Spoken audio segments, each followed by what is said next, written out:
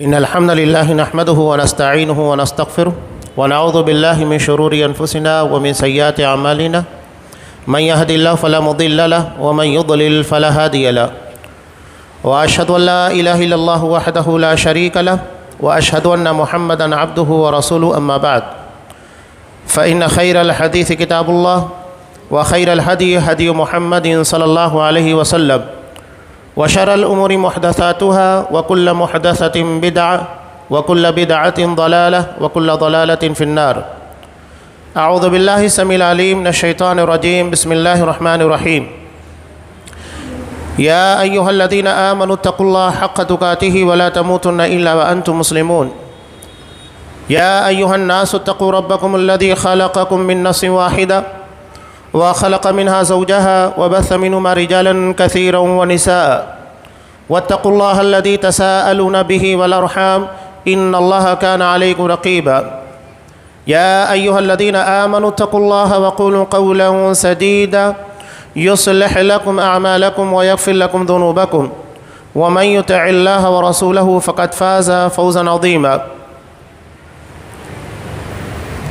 وقال إنا بلوناهم كما بلونا أصحاب الجنة إذ أقسموا ليصرمنها مصبحين.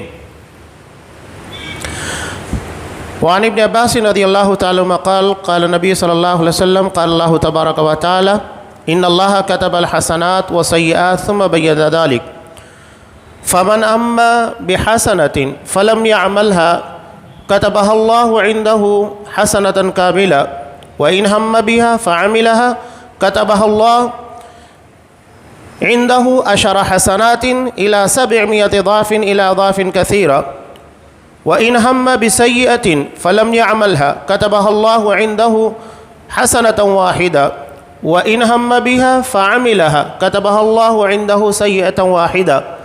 رواه مسلم في كتاب الإيمان.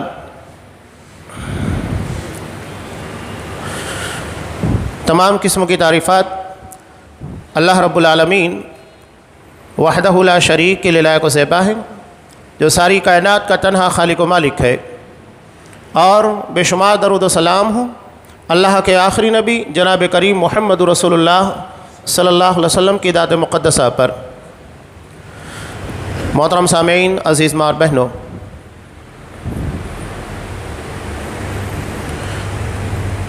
اعمال کی قبولیت میں اور اعمال کے ثواب اور اجروں کو بڑھانے میں سب سے اہم اور بنیادی کردار نیت کا ہوتا ہے۔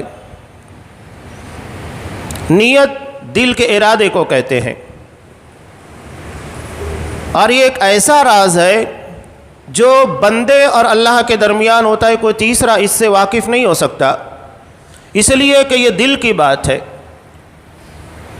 ارادہ دل میں ہوتا ہے، نیت دل میں ہوتی ہے، تو اسے بندے اور اللہ کے علاوہ کوئی تیسرا نہیں جانتا۔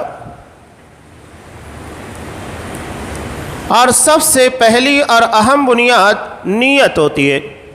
کسی بھی عمل خیر کے کرنے کے لیے انسان کے دل میں ایک جذبہ پیدا ہوتا ہے، اسے نیت سے تعبیر کیا جاتا ہے، اور وہی اس کے نیک اعمال کو آگے بڑھانے یا کسی بھی نیک اعمال کی بنیاد بنتا ہے۔ جب تک آپ ارادہ نہیں کریں گے، نیت نہیں کریں گے، کوئی کام نہیں کر سکتے۔ اس کی بنیاد نیت کی شکل میں پڑتی ہے۔ اعمال کی قبولیت کی یوں تو بہت ساری اہم شرطیں ہیں، لیکن ان میں سب سے اہم اور بنیادی شرط اخلاص نیت ہے، یعنی نیت کا اللہ کے لیے خالص ہونا۔ نبی کریم صلی اللہ علیہ وسلم کی ایک بہت اہم حدیث جسے امام طبرانی رحمۃ اللہ علیہ نے نقل کیا، نبی کریم صلی اللہ علیہ وسلم نے ارشاد فرمایا کہ مجھے اپنی امت کے پر دجال سے زیادہ بھی شرک خفی کا خوف ہے۔ صحابہ نے پوچھا کہ اللہ کا رسول، یہ شرک خفی کیا ہے؟ چھپا ہوا شرک، یعنی جو ظاہر نہیں ہوتا، دکھائی نہیں دیتا۔ تو اللہ کے رسول صلی اللہ علیہ وسلم نے کہا کہ یہ شرک خفی یہ ہے کہ بندہ نماز پڑھتا ہے اور لوگوں کو دکھانے کے لیے، لوگوں کی نظر میں اچھا بننے کے لیے بہترین نماز ادا کرتا ہے، یعنی اب اس کا ارادہ، اس کی نیت اللہ کی رضا، اللہ کے سامنے اجر و ثواب کا حاصل کرنا نہیں، بلکہ اپنے عمل کو لوگوں کو دکھانا ہے۔ لیکن آپ کیسے معلوم کر پائیں گے کہ ایک بندہ اللہ کے لیے پڑھ رہا ہے یا لوگوں کے لیے پڑھ رہا ہے؟ شرک خفی ہے، یہ چھپا ہوا شرک جسے ہم معلوم نہیں کر سکتے، یہ نیتوں میں، ارادوں کے اندر پایا جاتا ہے۔ ابھی رمضان المبارک بالکل قریب ہے، آپ صلی اللہ علیہ وسلم نے چاہے روزے کی بات کہیے، قیام رمضان کی بات کہیے، یا تو پھر لیلۃ القدر کے قیام کی، تینوں کے بارے میں آپ صلی اللہ علیہ وسلم نے جو بات کہی، جسے امام بخاری رحمۃ اللہ علیہ نے نقل کیا۔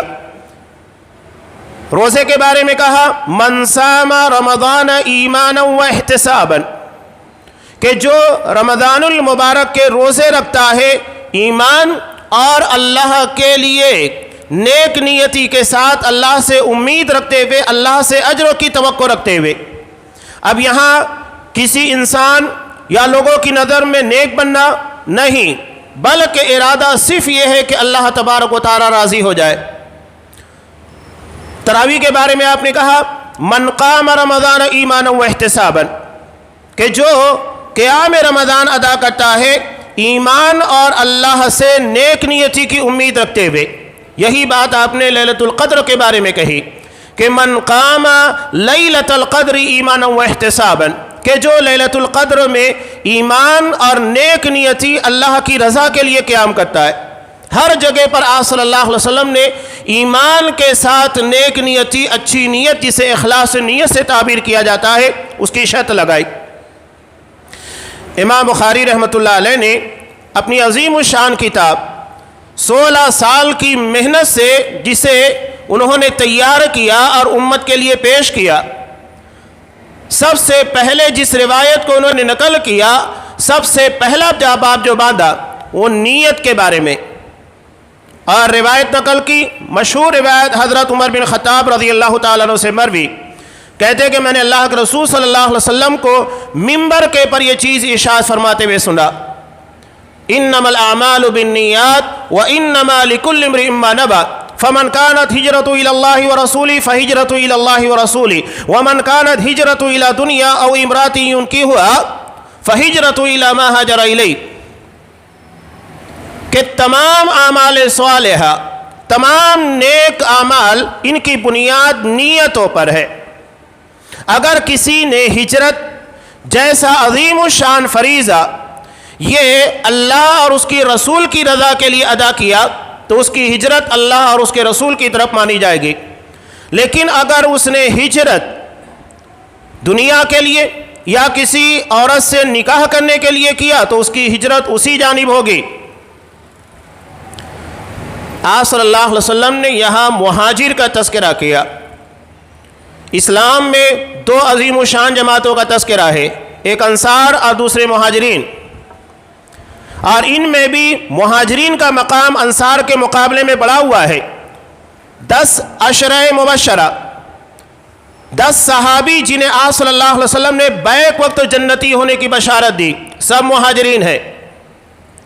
خلفائے راشدین سب مہاجرین ہیں۔ آپ صلی اللہ علیہ وسلم نے مہاجرین کی جو فضیلت بیان کی بالکل واضح، اسلام میں بھی سب سے بڑا مقام اور مرتبہ مہاجرین کا، یعنی ہجرت کرنے کی بنیاد کے پر انہیں یہ مقام حاصل ہوا۔ اتنا عظیم عمل، اللہ کے رسول نے کہا کہ اگر یہ عمل بھی اللہ اور اس کے رسول کے علاوہ دنیا یا تو دنیا کی کسی چیز کے لیے ہوگا تو ہجرت جیسے عمل کو بھی ضائع اور برباد کر دیا جائے گا۔ یہ بدنیتی یا نیتوں کے اندر پایا جانے والا شرک ہے کہ بندہ اللہ کے علاوہ کسی اور کی رضا یا کسی اور کی چاہت مقصود رکھتا ہے، کسی اور کی طلب ہوتی ہے، یہی چیز خرابی کا ذریعہ بن جاتی ہے۔ وہ کتنا بھی بڑا عمل ہو، چاہے وہ نماز ہو، روزہ ہو، حج ہو، زکوٰۃ ہو، شہادت ہو، دعوت و تبلیغ ہو، سخاوت و فیاضی ہو، کوئی بھی عمل اگر بدنیتی کا شکار ہوا تو یقین جانیے کہ اللہ کے ہاں اس کا کوئی اجر نہیں ہوگا۔ یہاں یہ بھی جانیے کہ نیک نیتی کے اثرات ہماری زندگی کے پر پڑتے ہیں، ویسے ہی بدنیتی کے اثرات بھی ہیں۔ نیک نیتی کے جذبے کے تحت ایک معمولی سا عمل بھی ہماری نجات کے لیے کافی ہوگا انشاءاللہ۔ وہیں اگر نیتوں میں خرابی ہے تو پوری زندگی نیک اعمال کرتے رہیے، سب بے معنی فضول ہے، اللہ کے ہاں کوئی اجر نہیں ملنے والا۔ ہم روایت سنتے ہیں بخاری کی کہ راہ چلتے ہوئے ایک زانیہ ویشیہ، طوائف جس کو کہا جاتا ہے، جسے سماج اور معاشرے کے اندر گری ہوئی حقارت کی نظروں سے دیکھا جاتا ہے، اللہ کے رسول نے کہا کہ وہ راہ چلتے ہوئے حالت سفر میں ایک جگہ پانی کے لیے رکتی ہے، وہاں دیکھتی ہے کہ کتا پیاس کے مارے اپنی زبان نکالے ہوئے ہے، تو اس نے کہا کہ جس طرح مجھے پیاس لگی ہوئی ہے اس طرح اسے بھی پیاس لگی ہے، یہ بھی پیاسا ہے۔ اس نے اپنے چمڑے کا جو جوتا تھا اس کے اندر پانی بھرا اور اس کتے کو پانی پلا دیا۔ اللہ نے اسی ایک عمل کی بنیاد پر جو خالص اللہ کی رضا کے لیے کیا گیا تھا نجات دی۔ رب بہانے ڈھونڈتا ہے ہمیں بخشنے کے، وہ عذاب کے بہانے نہیں ڈھونڈتا، وہ بخشش کے نجات کے بہانے ڈھونڈتا ہے۔ امام بخاری رحمۃ اللہ علیہ نے نقل کیا کہ ایک آدمی راستے سے گزر رہا تھا، اس نے دیکھا کہ ایک شاخ راستے میں نکلی ہوئی ہے جو آنے جانے والے لوگوں کو تکلیف دے رہی تھی، تو اس نے اسے کاٹ دیا کہ آنے جانے والے لوگوں کو تکلیف نہ ہو۔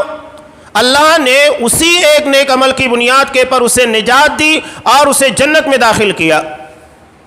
تو اپنی ذات سے دوسروں کو تکلیف نہ پہنچانا یا کسی تکلیف دہ چیز کو ہٹا دینا لوگوں کی راہ سے، یہ بھی دراصل نجات کا ذریعہ ہے۔ نیک نیتی کا جذبہ اللہ کے اتنا قابل قدر ہے، اس کے فائدے دنیا میں بھی ہے، آخرت دونوں جگہ کے پر ہے۔ حدیث غار ہم سنتے ہیں، امام بخاری نے جس کو نقل کیا، بنی اسرائیل کے 3 لوگ غار میں بارش سے پناہ لیتے ہوئے پھنس گئے تھے، ایک چٹان آئی اور اس کے دہانے کو بند کر دیا، تینوں نے دعا مانگی، اور دعا مانگتے ہوئے انہوں نے جو جملہ استعمال کیا تھا یہ ان کے اخلاص نیت کی دلیل تھی۔ نیک نیتی کے بنیاد کے پر کیا جانے والا عمل ہماری دنیاوی مصیبتوں سے نجات کا ذریعہ ہے اور آخرت کا بھی انشاءاللہ۔ انہوں نے کیا دعا مانگی تھی؟ اللہم ان کنت فعلت ذالک ابتغاء وجہک ففرج عنا ما نحن فیہ من هذه الصخرہ، کہ اللہ اگر میں نے یہ کام، ایک شخص نے کہا کہ میں نے اپنے والدین کے لیے خدمت گزار تھا، ایک دن لیٹ ہو گیا اور ماں باپ سوئے ہوئے تھے، بچوں کو اس نے ترجیح نہیں دی بلکہ اپنے ماں باپ جو کہ سوئے تھے انہیں اٹھایا نہیں، بیدار ہوئے تو دودھ پیش کیا۔ ایک شخص جس کے پاس مزدور تھا اپنی مزدوری لیے بغیر چلا گیا، کافی دنوں کے بعد آیا، آنے کے بعد اس کی مزدوری کو اس نے اجرت کو تجارت میں لگا دیا تھا، اور برکت ہوتے ہوتے اس سے پورا ایک ریوڑ، ایک جھنڈ بکریوں کا بن گیا۔ کہا کہ یہ سب کے سب تیرا ہے، تیرے مال کو میں نے تجارت میں لگایا، اس کا فائدہ ہوا، دے دیا۔ اور ایک شخص نے جو اپنی چچا زاد بہن پر فدا تھا، موقع ملا لیکن اس نے اپنے آپ کو بدکاری سے، زناکاری سے محفوظ رکھا۔ تینوں نے اپنے اپنے نیک عمل کو پیش کیا اور یہی کہا کہ اگر یہ کام ہم نے صرف تیری رضا کے لیے کیا ہے، یعنی اس میں کوئی دنیا کا مفاد نہیں، ریاکاری مقصود نہیں، نمود مقصود نہیں لوگوں کے درمیان، فَفَرِّجْ عَنَّا مَا نَحْنُ فِيهِ مِنْ هَذِهِ الصَّخْرَةِ، تو یہ چٹان کی وجہ سے جس مصیبت کا ہم شکار ہو گئے ہیں اسے ہمیں نجات دے۔ اللہ نے نجات دی، یعنی نیک نیتی کی بنیاد کے پر کیا گیا عمل ہمیں دنیا میں مصیبتوں سے، غموں سے، فکر سے اور آنے والی مشکلات سے نجات دلا سکتا ہے۔ یہ نیک نیتی اللہ کی رضا کے لیے کسی بھی عمل کو کرنے کا فائدہ ہے، دنیا میں بھی اور آخرت میں بھی۔ اللہ بخشش کے بہانے ڈھونڈتا ہے کہ میں اپنے بندے کو کیسے بخش دوں۔ نبی کریم صلی اللہ علیہ وسلم نے اس عورت کے بارے میں کہا، یہ ہمارا اپنا مزاج، ہماری اپنی سوچ ہے، اللہ کس عمل کی بنیاد کے پر بخش دے وہ بہتر جانتا ہے۔ جنت اس کی ہے، وہ فیصلہ کرے گا کہ اس میں کون جائے گا، جہنم اس کی ہے، وہ فیصلہ کرے گا کہ کسے عذاب دے، ہم فیصلہ کرنے والے نہیں۔ امام مسلم رحمۃ اللہ علیہ نے نقل کیا کہ حضرت عائشہ صدیقہ رضی اللہ تعالیٰ عنہ کے یہاں ایک بھکارن اپنے 2 بچیوں کو گود میں لے ہوئے کچھ مانگنے آئی، ماں بھی بھوکی تھی، بچیاں بھی شدید بھوکی تھیں۔ حضرت عائشہ صدیقہ رضی اللہ تعالیٰ عنہ نے گھر میں دیکھا 3 کھجور تھی، تینوں کے تینوں اٹھایا اور اسے دے دیا۔ اس ماں نے ایک ایک کھجور دونوں بچیوں کو دی، ایک کھجور خود کھانا چاہتی تھی۔ حضرت عائشہ صدیقہ رضی اللہ تعالیٰ عنہ کہتی ہیں کہ ماں نے جیسے ہی اس کھجور کو کھانا چاہا تو دونوں بچیاں جو شدید بھوکی تھیں، انہیں کیا پتا کہ ماں بھوکی ہے، اسے بھی کھانے کی ضرورت ہے، تو انہوں نے اس ایک کھجور کا بھی مطالبہ کر لیا جو ماں کھانا چاہتی تھی۔ ماں ہوتی ہے۔ حضرت عائشہ رضی اللہ تعالیٰ عنہ کہتی ہے فشقت التمرۃ التي كانت تريد ان تاكلها، اس ماں نے اس ایک کھجور کے 2 ٹکڑے کر دیے جسے وہ کھانا چاہتی تھی اور دونوں بچیوں کے درمیان تقسیم کر دیا۔ وہ کہتی ہے فاعجبنی شانها، اس کا یہ عمل مجھے تعجب میں، حیرت میں ڈال دیا۔ جب نبی کریم صلی اللہ علیہ وسلم تشریف لائے تو میں نے آپ کے سامنے اس واقعے کا تذکرہ کیا۔ نبی کریم صلی اللہ علیہ وسلم نے کیا کمنٹ کیا، کیا جملہ اور کیا بات کہی، فیصلہ کیا دیا اس کے اس عمل کی بنیاد پر۔ ایک بھکارن کے بارے میں نبی کریم صلی اللہ علیہ وسلم تبصرہ کر رہے ہیں، حکم بیان کر رہے ہیں۔ کہا ان اللہ قد اوجب لها بها الجنہ او اعتقها بها من النار، یقیناً اللہ نے اس کے اس عمل کی بنیاد کے پر اس کو جنت دے دی، جنت اس کے لیے واجب قرار دی یا اسے جہنم سے نجات دے دی۔ ہمارے لیے ایک معمولی سا عمل، لیکن اللہ تبارک و تعالیٰ کے لیے بخشش کا بہانہ ہے۔ بخش دیا اس ایک رحم کے جذبے کی بنیاد پر۔ ایثار اور ہمدردی، ترجیحات، یہ ہمارے معاشرے کا بہت اہم جز ہے۔ قربانی کا مطلب یہ نہیں ہے کہ صرف آپ جانور ذبح کر دیں یا لوگوں کے درمیان گوشت تقسیم کر دیں۔ قربانی کا مطلب ہے اپنی ذات کے پر یا جن چیزوں کی ضرورت آپ کو زیادہ ہے اس پر دوسروں کو ترجیح دیجیے۔ ترجیحات ہے۔ بغداد کا ایک شخص مدینہ آیا تو مدینہ کے شخص نے اس سے سوال کیا کہ تمہارے یہاں پر ایثار کیا ہے، ہمدردی، ترجیحات؟ تو اس نے کہا کہ کھانا ملتا ہے تو کھا لیتے ہیں ورنہ بھوکے سو جاتے ہیں۔ تو اس نے کہا کہ یہ کام تو مدینے کے کتے بھی کرتے، کھانا ملتا ہے کھا لیتے ورنہ سو جاتے۔ ہمارے یہاں پر ایثار یہ ہے کہ جو چیز ہمارے پاس ہے اگر کوئی دوسرا مانگنے آ جاتا ہے، اسے ضرورت ہے تو ہم اپنی ذات کے پر ترجیح دیتے ہوئے اسے دے دیتے ہیں، وہ ہم اپنے پاس نہیں رکھتے۔ یہی اصل میں ایثار ہے، قربانی اسی کو کہا گیا۔ تاریخ اسلام میں انصار کو اتنی اہمیت کیوں حاصل؟ انہوں نے اپنی ذات کے پر دوسروں کو ترجیح دیا۔ حضرت سعد بن ربیع رضی اللہ تعالیٰ عنہ کا واقعہ بارہا آپ سنتے ہیں کہ اتنی بڑی قربانی، جب ان کے ساتھ حضرت عبد الرحمن ابن عوف رضی اللہ تعالیٰ عنہ کا بھائی چارہ کیا گیا، اخوت کے بندھن میں، اسلامی اور ایمانی اخوت کے بندھن میں جوڑا گیا، تو انہوں نے کیا کہا تھا کہ میں اپنے مال کو 2 حصوں میں تقسیم کرتا ہوں، اللہ نے مجھے کافی نوازا ہے، آدھا تم رکھ لو آدھا میں رکھ لیتا ہوں۔ ٹھیک ہے، مال تقسیم کرنے کے لیے راضی، پراپرٹی تقسیم کرنے کے لیے راضی، بیوی کو بھی تقسیم کرنے پر راضی۔ کہا کہ میری 2 بیویاں ہیں، یہ نہیں کہا کہ میں جسے طلاق دوں گا جو میں ناپسند کرتا ہوں وہ تم کر لو، نہیں، کہا کہ تمہیں جو پسند ہو کہو اسے طلاق دوں گا اور عدت کے گزرنے کے بعد تم نکاح کر لو۔ تاریخ اسلامی میں ایسی کوئی مثال ہے کہ آدمی اپنی پراپرٹی یہاں تک کہ اپنی بیویوں کو تقسیم کرنے کے پر راضی ہو جائے؟ نہیں ہے۔ قرآن مجید نے اصحاب کرام کو جو اعزاز عطا کیا رضی اللہ عنہم ورضوا عنہ، یوں ہی نہیں عطا کیا۔ یہ رتبہ بلند ملا جس کو مل گیا ہر مدعی کے واسطے دار و رسن کہا۔ یہ اصحاب کرام کی جماعت تھی۔ صحابہ کو جو فضیلت نبی کریم صلی اللہ علیہ وسلم نے عطا کی کہ جس طرح میری فضیلت تمام انبیاء اور رسولوں پر ہے، ویسے ہی میرے تمام صحابہ کو دنیا کے تمام نبیوں اور رسولوں کے صحابہ کے پر فضیلت ہے۔ یہ ایثار، قربانی، ترجیحات اور نیک نیتی کے جذبے کی بنیاد پر، نیتوں میں جب تک اخلاص نہیں ہوگا، ہمدردی کا جذبہ نہیں ہوگا، انسان کبھی بھی کوئی اچھائی نہیں کر سکتا۔ یہ بنیاد ہے نیک نیتی۔ نبی کریم صلی اللہ علیہ وسلم نے روزے کے بارے میں کہا، ہر عمل کے بارے میں کہا، جب تک یہ چیز نہیں ہوگی انسان کار خیر کی طرف آگے نہیں بڑھ سکتا۔ یا اگر ہم کار خیر کر بھی رہے ہیں تو اسے باقی رکھنے کے لیے ضروری ہے کہ ہماری نیتوں کے اندر فتور نہیں ہونا چاہیے اور اس میں خرابی نہیں پیدا ہونا چاہیے۔ آپ صلی اللہ علیہ وسلم نے دجال کے فتنے سے زیادہ خطرناک فتنہ شرک خفی جو نیتوں میں ارادوں کے اندر پیدا ہوتا ہے اس کو قرار دیا۔ دجال تو جب آئے گا بہت سارے لوگ تو اس کے آنے سے پہلے دنیا سے چلے جائیں گے، ہمارے سامنے بھی نہیں اس کا کچھ نام و نشان ہے۔ جب آئے گا ان لوگوں کے لیے فتنہ ہوگا، لیکن نیتوں میں ارادوں کے اندر جو فتنے پائے جاتے ہیں، ریاکاری، نمود، شرک خفی جسے آپ نے کہا، یہ تو ہمارے ساتھ لگا ہوا ہے، اس فتنے سے کون بچ پاتا ہے؟ تو نیک نیتی کے جو اثرات ہیں وہ بھی ہماری زندگی پر ہوتے ہیں اور بدنیتی کے بھی، دونوں اثرات ہماری زندگی پر پڑتے ہیں۔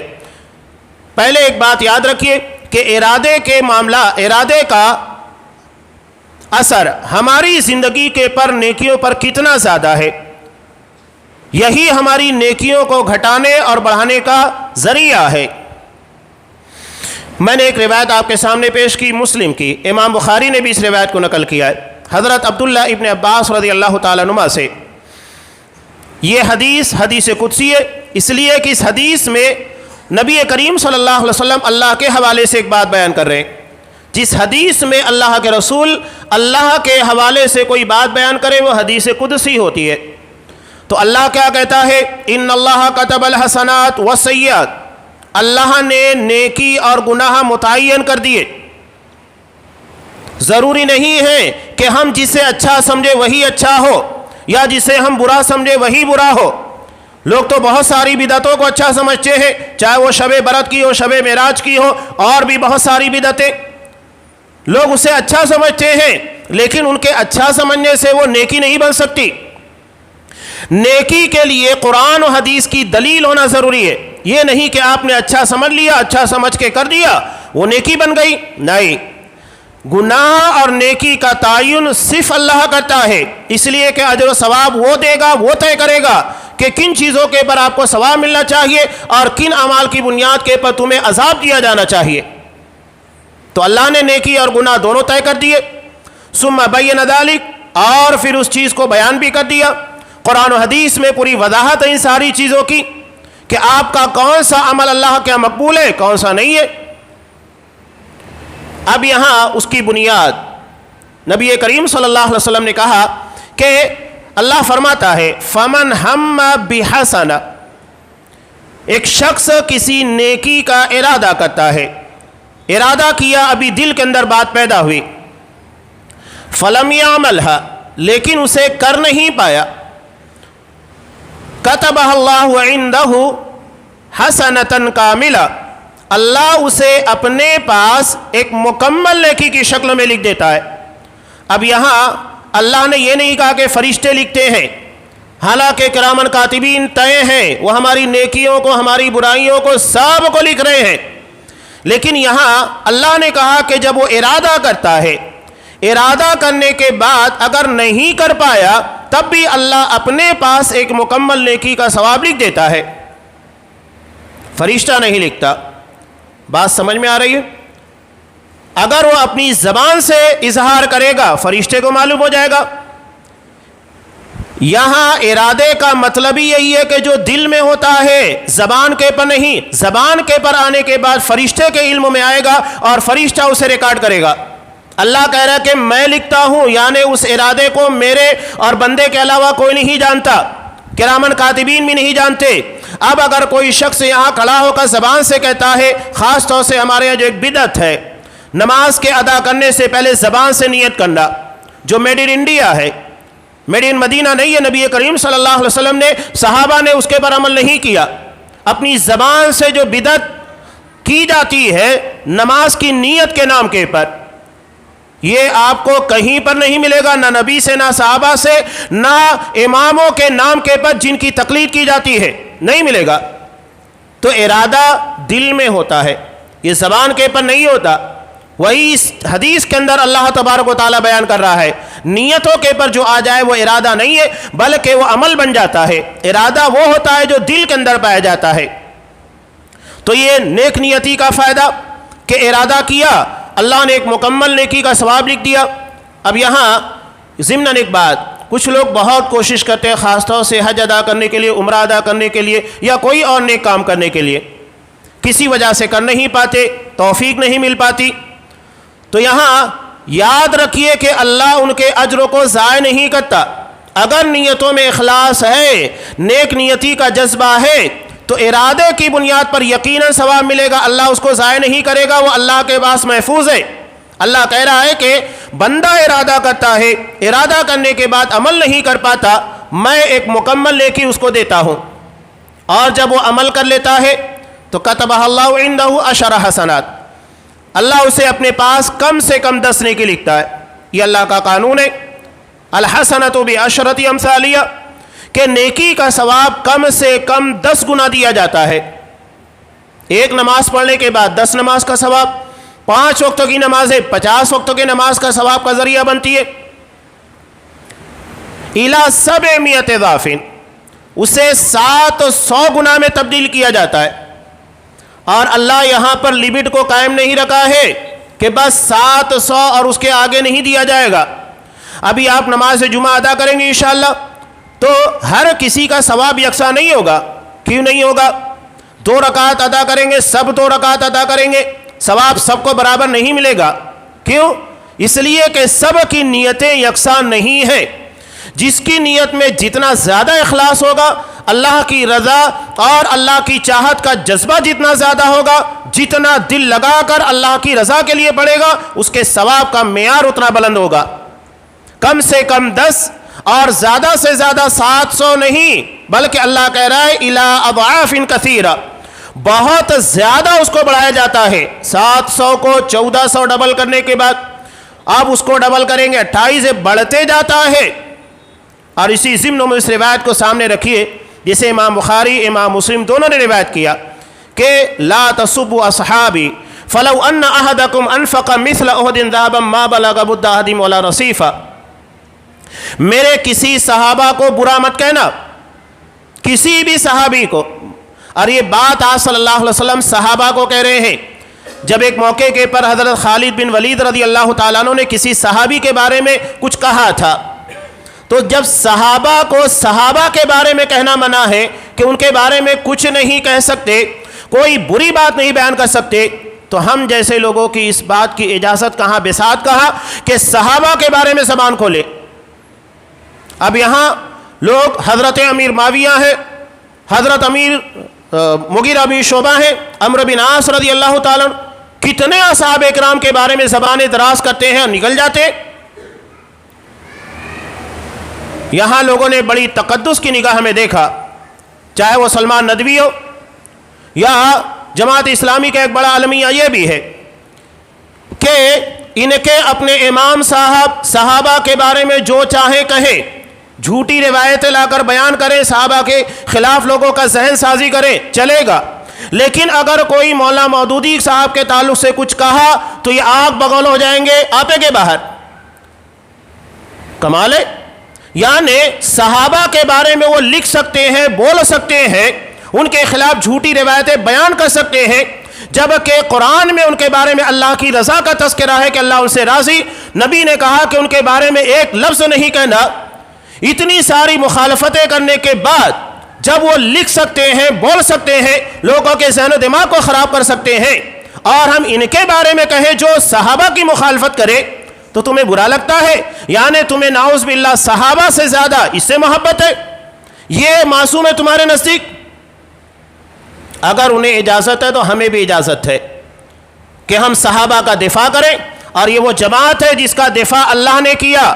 جب منافقین نے صحابہ کے بارے میں کہا تھا کہ ان جاہلوں کی طرح، بیوقوفوں کی طرح ہم ایمان لے کر آئیں، انؤمن کما آمن السفہاء، اللہ تبارک و تعالیٰ نے دفاع کیا صحابہ کی جماعت کا، کہا کہ میرے نبی کے صحابہ بیوقوف نہیں ہے، بیوقوف یہ منافقین ہیں۔ ہم بھی یہی کہتے ہیں، جو صحابہ کے پر زبان درازی کرے، صحابہ کے خلاف کوئی بات لکھے، تو ہمارے نزدیک وہ بیوقوف ہے جو لکھ رہا ہے، صحابہ نہیں ہے، اس لیے کہ قرآن مجید نے اسی بات کو بیان کیا۔ بہرحال اصحاب کرام کے تعلق سے آپ صلی اللہ علیہ وسلم نے منع کیا، کچھ نہیں کہنا۔ اگر ان میں کا کوئی شخص ایک مد یا آدھا مد اللہ کی راہ میں کچھ خرچ کیا ہے، چاہے وہ کھجور ہو، جو ہو، جو بھی اس نے خرچ کیا ہے. ایک مد عربی زبان میں عام آدمی کے جو ایک مٹھی ہوتی ہے دونوں ہاتھ کو ملانے کے بعد اس میں جتنا بھی آتا ہے اس کو عربی زبان میں ایک مد کہتے ہیں. اور 4 مد کا ایک سا ہوتا ہے جو کہ صدقۃ الفطر کے اندر ادا کیا جاتا ہے. تو اگر میرے صحابی نے ایک مد یا آدھا مد یعنی ایک مد کا آدھا حصہ 700 گرام کے قریب ہوتا ہے عام طور سے 350 گرام یہ مال اللہ کی راہ میں خرچ کیا ہے. اگر تم میں کا کوئی شخص احد پہاڑ کے برابر جو کئی کلومیٹر کے پر پھیلا ہوا ہے سونا بن جائے اور اسے اللہ کی راہ میں خرچ کر دے تو ان کے ایک مد یا آدھے مد کی برابری نہیں کر سکتا. کہاں 300 گرام 700 گرام اور کہاں احد پہاڑ جو کہ کئی میل کا ہے کئی کلومیٹر کا ہے سونے میں تبدیل ہو جائے. دونوں کا مقابلہ کیوں نہیں ہے؟ اس لیے کہ صحابہ کی نیت اخلاص کا معیار انتہائی بلند تھا. جس مقام کے پر وہ تھے ہم نہیں پہنچ سکتے، ان کا ایک مد یا آدھا مد اللہ کی راہ میں دیا ہوا بعد میں آنے والے کسی شخص کا چاہے وہ سونا ہو، چاندی ہو، ہیرو ہو، جواہرات ہو، جو کچھ بھی ہو اللہ کی راہ میں خرچ کرے گا برابری نہیں کر سکتا. یہ ان کی نیت ان کے اخلاص کا علم تھا. وہی چیز یہاں بیان کی جا رہی ہے کہ اللہ 700 اور 700 سے لے کر اس سے کہیں زیادہ نیکی کا ثواب بڑھاتے رہتا ہے. اس کے بالمقابل اللہ نے یہ کہا فمن ہم بسیئۃ، کسی نے کسی برائی کا برے کام کا ارادہ کیا فلم یعملھا، لیکن اسے چھوڑ دیا، اس کے پر عمل نہیں کیا، دل کے اندر ارادہ پیدا ہوا کسی برائی کے تعلق سے لیکن کیا نہیں، تو اللہ تعالیٰ ایک مکمل نیکی کا ثواب دیتا ہے. اس کا مطلب یہ ہے ترک گناہ یعنی گناہوں کو چھوڑ دینا اور دلوں کے اندر کسی گناہ کے بارے میں رغبت پیدا ہونے کے بعد ارادہ ہونے کے بعد بھی اسے ترک کر دینا اللہ کے یہاں پر نیکی کا ذریعہ ہے. اسی لیے اللہ اس کے پر ایک مکمل نیکی دیتا ہے. اور اگر بندہ کر بھی لیتا ہے تو اللہ تعالیٰ اس گناہ کو اتنا ہی لکھتا ہے جتنا کہ اس نے کیا ہے. یہاں نیکی کی طرح اس کی نیت نہیں دیکھی جاتی ہے کہ اس نے کس نیت اور کس ارادے سے کیا، جتنا کیا اتنا اس کے ریکارڈ میں درج کر دیا جاتا ہے اور مختلف بہانوں سے ان گناہوں کو مٹایا جاتا ہے. ان الحسنات یذہبن السیئات کہ اچھائیاں برائیوں کو مٹاتے چلتی ہیں. کیسے مٹاتی ہے؟ مثال کے طور پہ آپ نے 1 گھنٹہ کسی اچھے کام میں لگایا، اس کا مطلب یہ ہے کہ آپ اتنا وقت اپنے آپ کو برائیوں سے بچا کر رکھے تھے، تو نیکیاں آپ کے گناہوں کو مٹا رہی ہے، گناہ نہیں ہونے دے رہی ہے. یہی ہے نیکیوں کا گناہ کو مٹانا. اور آخرت میں اللہ ایسی بخشش کرے گا، یہ صرف عقیدہ توحید کی برکت اور بخشش کا ایک بہانہ ہے جسے امام نسائی نے روایت کیا. اور حضرت عبداللہ ابن مسعود رضی اللہ تعالیٰ عنہ کی ایک روایت بھی ہے، ان کا قول بھی ہے. یہ کہتے ہیں کہ قیامت کے دن اللہ تبارک و تعالیٰ ایسی بخشش کرے گا کہ اس کے بارے میں بندہ تصور نہیں کر سکتا، یہ ہمیں گمان میں نہیں ہوگا. اللہ کی بخشش اتنی وسیع ہوگی قیامت کے دن. اس کی ایک مثال میں آپ کو دوں. امام نسائی نے ایک روایت نقل کی، اللہ قیامت کے دن ایک بندے کو اپنے قریب لائے گا. قریب لانے کے بعد اس کے کچھ گناہوں کے بارے میں تذکرہ کرے گا، تو بندہ جھجکتے ہوئے اقرار کرے گا کہ ہاں میں نے یہ کیا تھا. اللہ کہے گا کہ میں نے دنیا میں بھی تیرے اس گناہ کے پر پردہ ڈال کے رکھا، کسی کو معلوم نہیں تھا. جا، میں آج تیرے اس گناہ کو بخش دے رہا ہوں. اور صرف گناہ کو بخشا نہیں جا رہا ہے بلکہ تیرے گناہ کو نیکیوں میں تبدیل کیا جا رہا ہے. یعنی جتنا تجھے سزا ملنی چاہیے تھی، جتنا تیرے گناہ کی بنیاد کے پر تجھے عذاب ملنا چاہیے تھا، پورے کے پورے کو نیکیوں میں تبدیل کر دیا گیا ہے. تو بندہ خوش ہو جائے گا کہ جب میرے گناہوں کو نیکیوں میں تبدیل کیا جا رہا ہے، بجائے سزا کے مجھے اجر دیا جا رہا ہے، تو بندہ کہے گا کہ اللہ میں نے وہ گناہ کیا تھا. اس حدیث کو بیان کرتے ہوئے نبی کریم صلی اللہ علیہ وسلم مسکرانے لگے. یعنی ایک طرف تو بندے کو ڈر لگ رہا تھا اور جب دوسری طرف اسے معلوم ہوا کہ گناہوں کو نیکیوں میں تبدیل کیا جا رہا ہے تو اپنے گناہ بیان کر رہا ہے. تو اللہ کہے گا جا، جتنے تیرے گناہ تھے سب کو میں نے نیکیوں میں تبدیل کر دیا اور تجھے جنت میں داخل کیا. یہ جنت اللہ کی ہے، ہم فیصلہ نہیں کر سکتے۔ ہاں اس نے ایک شرط رکھی ہے، شرک نہیں، بے وفائی اگر کوئی میرے پاس کر کے آئے گا تو میرے پاس سوچنا نہیں کہ میں بخش دوں گا۔ یہاں تک کہ اللہ نے بندوں کے معاملات کو حل کرنے کے لیے بھی ایک راستہ نکال کر رکھا۔ جتنے اہل ایمان ہوں گے، ایمان توحید کو کہا جاتا ہے، اللہ تبارک و تعالیٰ کے بارے میں صحیح عقیدہ رکھنا، جس کا عقیدہ، جس کا منہج درست نہیں ہوگا سوال ہی نہیں پیدا ہوتا ہے۔ فَلَا نُقِيمُ لَهُمْ يَوْمَ الْقِيَامَةِ وَزْنًا، ان لوگوں کے لیے قیامت کے دن میزان ہوگا ہی نہیں، سارے معاملات ہی ختم ہو گئے۔ تو عقیدہ اور منہج کی درستگی ضروری ہے۔ جب یہ جنت کو، جہنم کے اوپر جو پل صراط ہوگا اسے پار کر کے پہنچیں گے تو جنت کے درمیان اور جہنم کو کراس کرنے کے بعد ایک کنترا چھوٹا پل ہوگا۔ اللہ وہاں پر اہل ایمان کے درمیان جو آپسی ناچاکیاں ہوگی ان کا خاتمہ کرے گا۔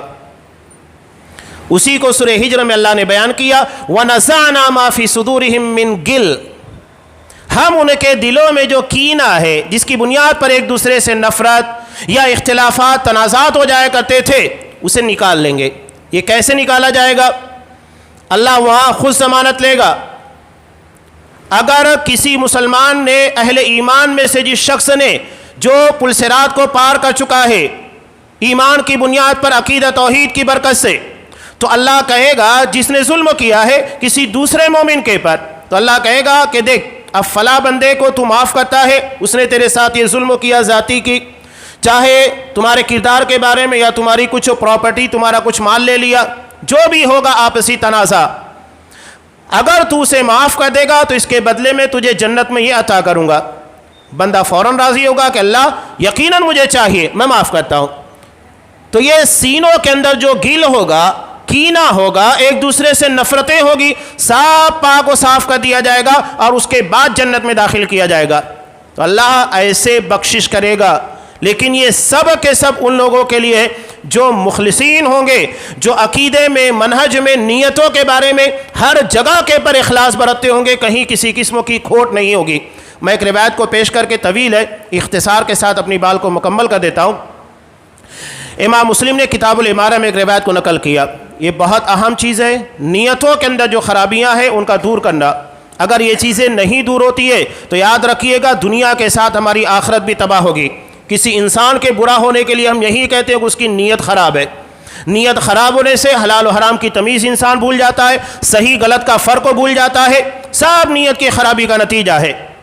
اور نیت کی اچھائی سے انسان کی زندگی کے تمام معاملات بہتر ہوتے ہیں، وہ بہتر سے بہتر انسان بننے کی کوشش کرتا ہے۔ امام مسلم نے کتاب الامارہ میں حضرت ابو ہریرہ رضی اللہ تعالیٰ عنہ سے روایت کی۔ اس حدیث کی اہمیت سمجھنے کے لیے اتنا ہی کافی ہے کہ جب لوگوں نے ان سے مطالبہ کیا کہ ابو ہریرہ اس حدیث کو آپ بیان کیجئے جو ڈائریکٹ آپ اللہ کے رسول سے سنے ہو، اس لیے کہ حضرت ابو ہریرہ رضی اللہ تعالیٰ عنہ نے بہت ساری روایتیں دوسرے صحابہ سے سنی تھی، تو ان سے مطالبہ ہوا جو ڈائریکٹ آپ نے اللہ کے رسول سے سنا۔ اللہ کے رسول اور تمہارے درمیان کوئی تیسرا شخص نہیں تھا۔ تو انہوں نے کہا کہ ٹھیک ہے، حدیث بیان کرنے لگے، بے ہوش ہو گئے۔ ہوش میں آئے، دوبارہ انہوں نے مطالبہ کیا، حدیث بیان کرنے کی کوشش کی، بے ہوش ہو گئے۔ تیسری مرتبہ پھر بے ہوش۔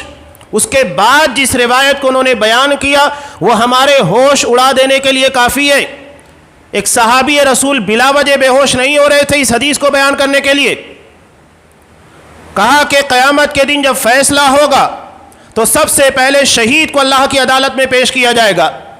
اللہ اپنی ساری نعمتوں کو یاد دلائے گا کہ میں نے تجھے ان نعمتوں سے نوازا تھا، بتا تو نے ان ساری نعمتوں کے بدلے میں کیا کیا؟ تو کہے گا اللہ سب سے بڑا عمل اللہ کی بارگاہ میں پیش کرے گا، شہادت، اپنی جان کی قربانی۔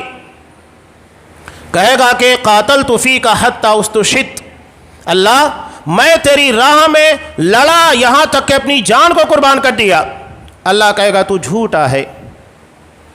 زبان کا اعتبار نہیں ہوگا، نیتوں کا اعتبار ہوگا، ورنہ کردار تو بتا رہا ہے کہ وہ شہید ہوا، لیکن نیت بتا رہی ہے کہ وہ شہید نہیں ہوا۔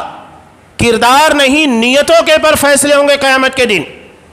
تو جھوٹا ہے، تو نے یہ کام کیوں کیا؟ تو نے اس لیے کیا تاکہ لوگ تجھے بہادر کہیں، تیری جسارت مندی، تیری دلیرے کے بارے میں باتیں کی جائے۔ یہ تو نے لوگوں کے لیے کیا، میرے لیے نہیں کیا۔ کے بعد فیصلہ ہوگا، اسے گھسیٹ کر جہنم میں پھینک دیا جائے گا۔ سوچئے کہ شہادت کے بعد جہنم رسید ہونا کتنی بڑی بد نصیبی ہے۔ یہ صرف جذبے کی خرابی، نیت کے فتور کی وجہ سے شہادت جیسے عمل کو رائگاں کر دیتا ہے۔ اس کے بعد ایک عالم دین جو حافظ بھی ہے، دین کا علم بھی رکھتا ہے، اسے بھی پیش کیا جائے گا۔ اللہ اسے کہے گا، اپنی نعمتیں یاد دلائے گا، وہ کہے گا کہ ہاں اللہ تو نے مجھے بڑا نوازا، اگر تو نے مجھے شعور نہیں عطا کیا، جب مجھے توفیق نہیں دی ہوتی تو میں دین کا علم کہاں حاصل کرتا۔ اس کے بعد اللہ سوال کرے گا تو نے کیا کیا؟ تو کہے گا کہ اللہ میں نے تیرے دین کی خدمت کی، قرآن مجید کی تلاوت کی۔ تو اللہ کہے گا نہیں، تو بھی جھوٹا ہے، تو نے قرأت اس لیے کی تاکہ تیری قرأت کی لوگ تعریف کرے، تیری دعوت و تبلیغ کے بارے میں لوگ باتیں کریں کہ تو نے دین کی کتنی خدمت کی ہے۔ یہ کام تو نے میرے لیے نہیں بلکہ لوگوں کے لیے کیا، اور اس کے بارے میں بھی فیصلہ ہوگا، اس کو جہنم رسید کر دیا جائے گا۔ تیسرا شخص لایا جائے گا سخی فیاض، جس نے اپنے مال و دولت کو اللہ کی راہ میں پانی کی طرح بے دریغ خرچ کیا۔ اللہ کہے گا، اپنی نعمتوں کو یاد دلائے گا، کہے گا کہ ہاں، تو اللہ سوال کرے گا تو نے ان نعمتوں کے بدلے میں کیا کیا؟ وہ کہے گا ما علمت من سبیل تحب ان ينفق فيها الا انفقت فيها لك، کہ اللہ جس راہ کے بارے میں مجھے معلوم ہوا، جس جگہ خرچ کرنا چاہیے کہ ہاں یہاں مال خرچ کرنا چاہیے، میں نے مال خرچ کیا۔ اللہ کہے گا تو بھی جھوٹا ہے، تو نے یہ کام اس لیے کیا تاکہ لوگ تجھے فیاض کہیں، سخی کہیں، دلدار کہیں۔ کتنا مال خرچ کرتا ہے، اس کے بارے میں فیصلہ ہوگا، اسے جہنم رسید کر دیا جائے گا۔ یہ تین مثالیں ہیں، ایسا نہیں کہ صرف تین ہی لوگ ہیں۔ جس نے کوئی بھی نیک عمل کیا اللہ کی رضا کے علاوہ کسی اور کو دکھلانا مقصود تھا، شرک خفی تھا، نیتوں کے اندر فتور تھا، تو یاد رکھیے گا وہ عمل ضائع ہو جائے گا۔ کوئی بھی عمل ہو، شہادت ضائع ہو سکتی ہے، دعوت و تبلیغ انسان پوری زندگی لگا دیتا ہے وہ ضائع ہو سکتی ہے، مال و دولت اللہ کی راہ میں اپنے مال کو لگانا ضائع ہو سکتا ہے، تو دیگر اعمال کیوں نہیں؟ یہ شرک خفی ہے جو ہمارے اعمال کو ضائع اور برباد کرتا ہے۔ قرآن مجید میں ایک واقعے کی تمثیل بھی بیان کی، ایک مثال جو کہ عرب کے اندر مشہور تھا کہ ایک شخص ہو جو اپنے مال کا 3 حصہ کرتا، اللہ نے اسے بڑا نوازا تھا، اس کسان کو، شیتکری کو، اولاد نیک نہیں تھی۔ انہوں نے راتوں رات غربا اور مساکین کو محروم کرنے کے لیے نیت کے اندر فتور پیدا ہو گیا، تو انہوں نے کیا کیا؟ راتوں رات کھیتی کو کاٹنے کے لیے نکلے، اللہ نے پوری کھیتی کو تباہ برباد کر دیا۔ یہ بدنیتی کا اثر ہے۔ 3 طرح کا نقصان انہیں اٹھانا پڑا۔ سب سے پہلا نقصان، اس کھیتی کی وجہ سے سال بھر جو کھایا کرتے تھے، زندگی کا گزران تھا، ختم ہو گیا، اور اسی کھیتی کی بنیاد کے پر آنے والی فصل کی تیاری اس سے محروم۔ اور تیسرا بڑا نقصان کہ غربا اور مساکین کے ذریعے مدد کر کے جو اللہ کے یہاں پر وہ اجر حاصل کرتے تھے، برکت کا ذریعہ تھا، اس سے بھی محروم۔ یہ بدنیتی کا اثر ہے، دنیا میں بھی اور آخرت میں بھی ہوتا ہے۔ یہاں ایک اہم روایت یاد رکھیے گا، یہ غربا، یہ مساکین، یہ ضرورت مند، یہ مت سمجھیے کہ ہم ان کو اپنا زکوٰۃ صدقات کے ذریعے کچھ دے کر احسان کرتے ہیں، نہیں، ہمارے مال کے اندر ان کا حق ہے۔